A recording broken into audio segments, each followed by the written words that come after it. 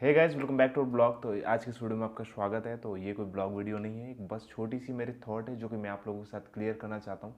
अभी सुबह सुबह का टाइम है, मेरे को ऑफिस के लिए निकलना है, तो इस वजह से मैंने सोचा कि एक जो मेरे मन में बात आ रही थी कि बहुत दिनों से, क्योंकि मैं जॉब की वीडियो बना रहा हूँ, एक चीज़ मेरे माइंड में आ रहा था कि ज़्यादा से ज़्यादा लोग जॉब में क्यों नहीं सिलेक्ट हो पा रहे हैं, इसका कारण क्या होता है,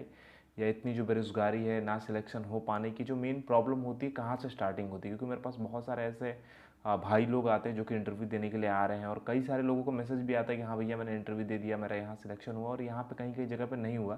तो मैंने उसका कारण मैं समझ पाता हूँ कि कारण शुरुआत कहाँ से हो पाती है, जिसके बारे में हम थोड़ा बहुत आज बातचीत करेंगे। तो आपको भी ये चीज़ समझ में आएगा, आपको लगेगा कि हाँ भाई जो आप बता रहे हो वो चीज़ रियलिटी है और सच है। तो सबसे पहले मैं कई लोगों को, अगर मैं ज़्यादातर जो जॉब बताता हूँ आपको पता है, एक तो आईटी कंपनी के बारे में कभी कभी बताता हूँ, कभी बीपीओस के बारे में बताता हूँ, और कभी कभी जहाँ पे नॉर्मल कंपनीज वगैरह के अंदर वैकेंसी आती है तो उसके बारे में वीडियोस बनाता हूँ। तो ज़्यादातर लोगों को जो रिजेक्शन होते हैं वो किस किस कारणों से होता है। सबसे पहले अगर आईटी कंपनी का मारे तो आईटी कंपनी में जो कोडिंग वगैरह की लैंग्वेज होती है,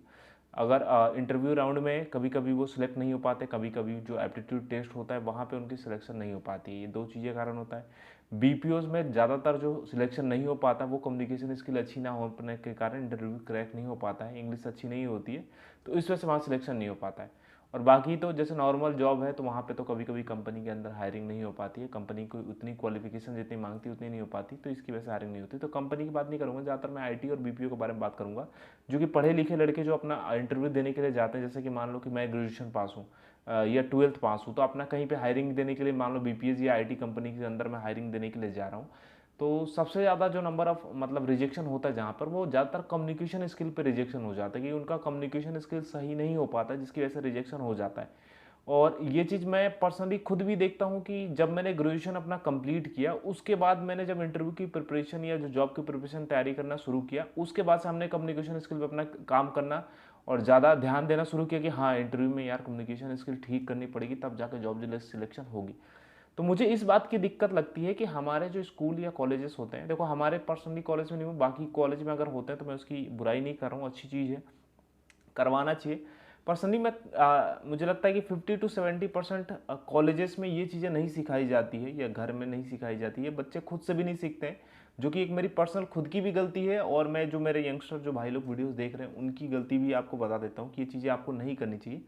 मुझे क्या लगता है कि हमारे कॉलेज में नहीं था, कि हमारे कॉलेज में ना ये कम्युनिकेशन स्किल पे एक अलग से सब्जेक्ट या अलग से टीचर रखना चाहिए जो कि आपको स्टार्टिंग से सिखाए। और कॉलेज तो बहुत दूर की बात है, आपको स्कूल में स्टार्टिंग से, स्कूल में बहुत सारे स्कूल में आप तो आने लगा है, पहले के टाइम की बात बता रहा हूँ, जब मैंने स्कूलिंग अपनी कितनी की होगी, 2005 6 8 सब में पढ़ाई स्टार्टिंग में 5 6 में था। तो मुझे लगता है कि 3 4 क्लास 5 क्लास से ही आपको कम्युनिकेशन स्किल पर उस टाइम से ध्यान दिलाना चाहिए, बच्चों को टीचर को पढ़ाना चाहिए, टीचर को धीरे धीरे करके इंकरेज करना चाहिए कि हाँ अपने कम्युनिकेशन स्किल पर बच्चे ध्यान दो। कई टीचर करते भी हैं तो स्टूडेंट उन पर ध्यान नहीं देते, क्योंकि उस टाइम पे मजाक में ले लेते हैं कि आगे चल के क्या होगा इन चीज़ों से। लेकिन बहुत ज़्यादा जो फर्क पड़ता है कम्युनिकेशन स्किल से ही फर्क पड़ता है उस चीज़ पे। अपनी नॉलेज को, अपनी स्किल्स को पहले से ही बेहतर बनाना चाहिए। ज़्यादातर हाँ इस चीज़ पे भी फोकस नहीं करते हैं। ज़्यादातर कॉलेज या स्कूल में आप जाओगे तो आपकी नई स्किल्स पे, जॉब के अंदर जो स्किल्स काम आती है, एक पढ़ाई अलग होती है जो हमने पढ़ाई किया है, हिस्ट्री फिजिक्स केमिस्ट्री मैथ, उस सब चीज़ों का सब्जेक्ट्स अलग होते हैं, और जॉब के अंदर जो चीज़ें मांगी जाती है, कम्युनिकेशन स्किल, आपकी नई स्किल्स कैसी है, आप प्रॉब्लम को सॉल्व किस तरीके से कर रहे हो, ये सारी स्किल्स हमें कॉलेज या स्कूल में नहीं सिखाई जाती है।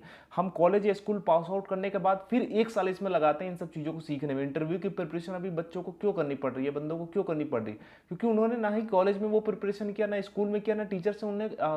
वो प्रिपरेशन करवाई नहीं है, और ना ही उन्होंने खुद से किया। जब उनका सिलेक्शन, जब ग्रेजुएशन पास हो जाता है या ट्वेल्थ पास हो जाता है, जब उनको जॉब की जरूरत होती है, उसके बाद आके वो इंटरव्यू की प्रिपरेशन कर रहे हैं। तो ये मुझे टाइम वेस्टिंग लगता है काफ़ी ज़्यादा। आप जब ग्रेजुएशन पास कर ले रहे हो, ट्वेल्थ पास करो, तब जाकर प्रिपरेशन शुरू कर रहे हो। अगर आपने ये ट्वेल्थ या 10th से प्रिपरेशन अगर शुरू कर देती होती, कम्युनिकेशन स्किल अपना अच्छा कर लिया होता, इंग्लिश लैंग्वेज भी सीख ली होती,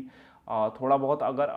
कुछ नई स्किल सीख ली होती, प्रॉब्लम सॉल्विंग स्किल सीख ली होती, और एप्टीट्यूड टेस्ट वगैरह स्टार्टिंग से आप 10th क्लास से देने लगो, तो इन सब चीज़ों को फिर आपको जॉब मिलने से कोई नहीं रोक सकता। अभी ज़्यादातर जॉब में रिजेक्शन, मेरे कई सारे जो फ्रेंड या कई सारे जो सब्सक्राइबर भाई बोल लो, उनकी रिजेक्शन इसी वजह से हो जाती है क्योंकि उनका कम्युनिकेशन स्किल अच्छा नहीं। कम से कम वो 5 से 6 बीपीओस या आईटी कंपनी के अंदर जब रिजेक्शन होगा, तब जाके वो इतनी लैंग्वेज सीख पाते हैं कि अगले कंपनी में हायरिंग उनकी होती है। अगर यही उन्होंने 10th या 12th से अपना कम्युनिकेशन स्किल और नई नई स्किल सीखना अगर शुरू किया होता, तो आज ये प्रॉब्लम नहीं होती। अपने घर में ही प्रैक्टिस करो, अपने दोस्तों को इंटरव्यू देके सुना। तो हमें इंटरव्यू की प्रिपरेशन, मैंने खुद भी ये गलती की थी, मैंने जब ग्रेजुएशन पास किया था अपना, उसके बाद फिर मैंने इंटरव्यू की प्रिपरेशन करना चालू की। पहले से थोड़ा बहुत बहुत मतलब कम ध्यान देते थे इस पे कि कोई बात नहीं, हो जाएगा हो जाएगा, बोलनी आती है इंग्लिश लैंग्वेज, कोई बात नहीं, उस समय कर लेंगे। लेकिन वहाँ पे जो जाते हैं हम एचआर के सामने, तो वहाँ पे सारे क्वेश्चन अगर वो एचआर पूछते हैं तो उस समय हमारा माइंड से ब्लैंक हो जाता है, हम क्वेश्चन समझ ही नहीं पाते हैं कि क्या रिप्लाई देना। हमारे माइंड में ये चीज़ बहुत सही, मैंने एक कोई यूट्यूबर ही थे, उन्हीं की वीडियो देखी थी कि क्या करते हैं कि जब हम इंग्लिश लैंग्वेज कोई बोलते हैं या इंग्लिश कम्युनिकेशन में बात करते हैं तो हम क्या होता है, पहले हिंदी में सोचते हैं, हिंदी में सोचने के बाद इंग्लिश में कन्वर्ट करते हैं, कन्वर्ट करने के बाद फिर आप लोगों के साथ, सामने वाले के साथ बोलते हैं। तो ये प्रॉब्लम हो जाती। मैंने भी कई सारे इंटरव्यू दिए, उसमें सिलेक्शन मेरा नहीं हो पाया। इसी वजह से नहीं हो पाता था क्योंकि मैं क्वेश्चन समझता था, समझ के फिर उसको कन्वर्ट करके लैंग्वेज में, उसके बाद फिर बोलना, तो उसमें फ्लुएंटली जो है वो नहीं बोल पाता था। इसकी वजह से रिजेक्शन हुआ। फिर नई नई कंपनी में, वैसे तो कोई प्रॉब्लम नहीं है, 5-6 कंपनी में रिजेक्शन होगी, 7वीं 8वीं कंपनी में आपकी जॉब लगेगी, सही बात है। लेकिन ये चीज़ मुझे लगता है कि जो हमें आने वाले जो नई पीढ़ी होती है, नए बच्चे होते हैं, उनको बचपन से ही वो 5 क्लास या 4 क्लास से उस चीज़ों के बारे में सिखाया जाए। कम्युनिकेशन स्किल ऐसा नहीं कि सिर्फ जॉब दिलाने का काम करती है। अब जैसे मान लो कि मैं वीडियो बना रहा हूँ, वीडियो के माध्यम से भी कम्युनिकेशन स्किल काफ़ी ज़्यादा होती है, चाहे वो हिंदी हो या इंग्लिश हो, किसी भी कम्युनिकेशन स्किल को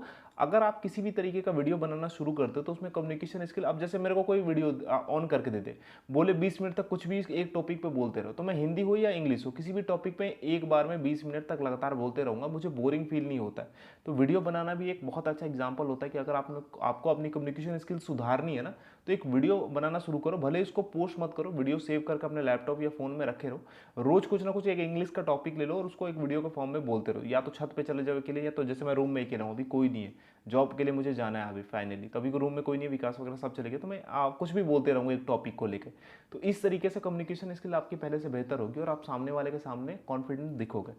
तो ये एक छोटी सी बात थी जो मुझे लगा आपके साथ करनी चाहिए कि हाँ, बच्चों से मतलब स्टार्टिंग से हमें ये चीज़ नहीं सिखाई जाती। हम जब अपना ग्रेजुएशन पास करते हैं या 12th पास करते हैं, उसके बाद हम इस चीज़ पे ध्यान देते हैं कि हाँ, जॉब के लिए हमें इंटरव्यू की प्रिपरेशन करनी चाहिए, इंटरव्यू में कौन सा ड्रेस कोड होता है, कौन कौन सी कंपनी इंटरव्यू लेती है, ये हम 10th या 12th से ही फाइंड कर रखे ना कि मुझे इस कंपनी के अंदर जाना है, तो ऐसा ऐसा इंटरव्यू क्रैक करना पड़ेगा, एप्टीट्यूड टेस्ट देना पड़ेगा, तो उसकी पहले से ही तैयारी करो। जैसे कि हम गवर्नमेंट जॉब की तैयारी 10th या 12th के बाद से करने लगते हैं, उस तरीके से प्राइवेट सेक्टर के जॉब के लिए भी हम 10th या 12th से तैयारी अगर करने लगे ना, तो 100% ग्रेजुएशन पास होती है आपको जॉब मिल जाएगी। तो छोटी सी बात थी, आपका क्या पॉइंट ऑफ व्यू, आप क्या सोचते हैं इसके बारे में, तो आप कमेंट करके बताना। तब तक के लिए इस वीडियो को एंड करते हैं, मिलते हैं अगले नेक्स्ट प्रोग्राम में, तब तक के लिए बाय।